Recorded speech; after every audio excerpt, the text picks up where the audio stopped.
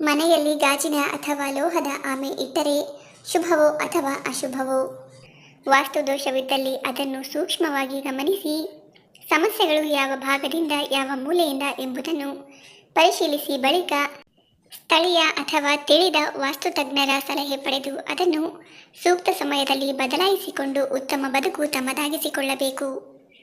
ಸಾಮಾನ್ಯವಾಗಿ ವಾಸ್ತು ವಿಚಾರ ಬಂದಾಗ ಜನರು ಮನೆಯ ಒಳಭಾಗದ ವಾಸ್ತು ದೋಷಗಳಿದ್ದಲ್ಲಿ ಕೆಲವೊಂದು ಸ್ಥಾನದ ಮನೆಯ ಸೂಚನೆಗಳಿರಬಹುದು, ಪೂಜಾ ಕೋಣೆ, ಬೆಡ್ರೂಮ್ಗಳು, ಬಾಗಿಲುಗಳಿರಬಹುದು ಬದಲಾಯಿಸಿಕೊಳ್ಳಲು ಮುಂದಾಗುತ್ತಾರೆ.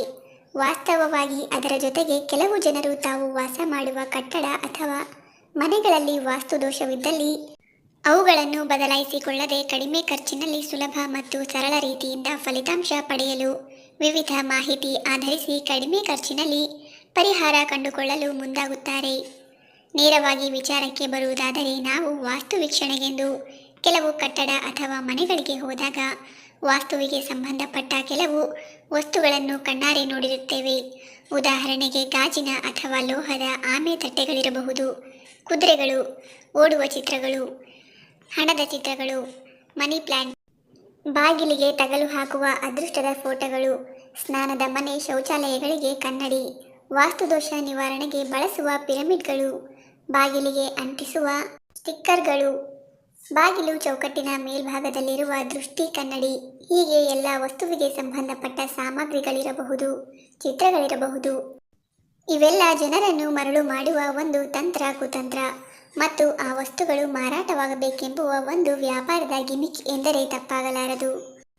ಹಾಗೆಯೇ ಇದನ್ನು ದೇವರ ಮನೆಯಲ್ಲಿಡಿ, ಅದನ್ನು ಅಡಿಗೆ ಮನೆಯಲ್ಲಿರಿಸಿ, ಇದನ್ನು ನಿಮ್ಮ ದುಡ್ಡಿರುವ ಜಾಗದಲ್ಲಿಡಿ, ಅದನ್ನು ನಿಮ್ಮ ಜೇಬಿನಲ್ಲಿಟ್ಟುಕೊಳ್ಳಿ, ಇದನ್ನು ನಿಮ್ಮ ಕೊರಳಲ್ಲಿ ಕಟ್ಟಿಕೊಳ್ಳಿ, ಅದನ್ನು ನಿಮ್ಮ ಮನೆಯ ಮುಖ್ಯದ್ವಾರದ ಮೇಲೆ ಹಾಕಿ, ಇವು ಮುಂತಾದವುಗಳು. ಇನ್ನು ಕೊನೆಯ ವಿಚಾರ, ವಾಸ್ತು ದೋಷವಿದ್ದಲ್ಲಿ ಅದನ್ನು ಸೂಕ್ಷ್ಮವಾಗಿ ಗಮನಿಸಿ ಸಮಸ್ಯೆಗಳು ಯಾವ ಭಾಗದಿಂದ ಯಾವ ಮೂಲೆಯಿಂದ ಎಂಬುದನ್ನು ಪರಿಶೀಲಿಸಬೇಕು. ಬಳಿಕ ಸ್ಥಳೀಯ ಅಥವಾ ತಿಳಿದ ವಾಸ್ತುತಜ್ಞರ ಸಲಹೆ ಪಡೆದು ಅದನ್ನು ಸೂಕ್ತ ಸಮಯದಲ್ಲಿ ಬದಲಾಯಿಸಿಕೊಂಡು ಉತ್ತಮ ಬದುಕು ತಮ್ಮದಾಗಿಸಿಕೊಳ್ಳಬೇಕು. ವಾಸ್ತು ವಿಚಾರದಲ್ಲಿ ನಂಬಿಕೆ ಮುಖ್ಯ, ಆದರೆ ಮೂಢನಂಬಿಕೆಯಿಂದ ಅನೇಕರು ದುಡ್ಡು ಕಳೆದುಕೊಳ್ಳುತ್ತಾರೆ. ಸರಿಯಾಗಿಯೇ ಕಟ್ಟಿಸಿದ ಮನೆಯನ್ನು ವಾಸ್ತು ದೋಷವಿದೆ ಅಂತ ಕೆಡವಿದವರು ಇದ್ದಾರೆ. ಹೀಗಾಗಿಯೇ ವಾಸ್ತು ವಿಚಾರದಲ್ಲಿ ತಜ್ಞರ ಸಲಹೆ ಪಡೆದುಕೊಂಡು ಅವುಗಳ ನಿಯಮಗಳನ್ನು ಪಾಲಿಸಬೇಕು. ಸ್ನೇಹಿತರೆ, ವಿಡಿಯೋ ಇಷ್ಟ ಆಗಿದರೆ ದಯವಿಟ್ಟು ವಿಡಿಯೋವನ್ನು ಲೈಕ್ ಮಾಡಿ, ಹಾಗೆ ನಮ್ಮ ಚಾನಲ್ಗೆ ಸಬ್ಸ್ಕ್ರೈಬ್ ಆಗೋದನ್ನು ಮರಿಬೇಡಿ. ಧನ್ಯವಾದಗಳು.